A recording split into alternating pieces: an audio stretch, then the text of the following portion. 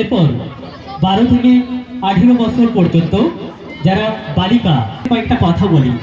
পুরনো জংধরা চাবি দিয়ে যেমন এখনকার তালা খোলা যায় না, তেমনি কথায় কথায় বলে রাখি, নৌকাকে নদীতে ভাসিয়ে দিলেই চলে যায় না, তার জন্য বৈঠা বাড়তে হয়। সেরকম সঠিক গাইডলাইন, সঠিক ইমপ্লিমেন্ট, সঠিক প্রশিক্ষণ, সঠিক কর্মশালার মধ্য দিয়ে আমরা এগিয়ে যেতে পারি। আসলে বাচ্চাকে সঠিকভাবে প্রশিক্ষণ দিতে পারলেই সে আগামী একজন সুস্থ নাগরিক হতে পারে। আমাদের স্পাইডারম্যান বা হাইপারম্যান হওয়ার দরকার নেই, একজন জেন্টলম্যান হলেই আগামীতে একজন ভালো মানুষ হওয়া যায়। শিকড় থেকে আমরা শিখরে পৌঁছে যেতে পারি, আর এই ছোট্ট ছোট্ট পায়ে ঠিক পৌঁছে যাব চাঁদের পাহাড়ে। এরপর এই পুরস্কার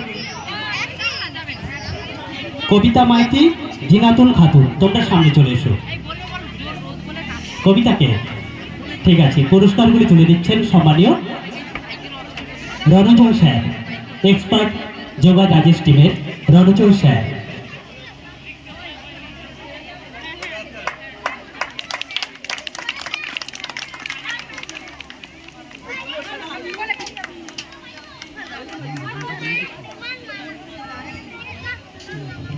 এরপর বাকিদের জন্য রয়েছে সান্ত্বনা পুরস্কার।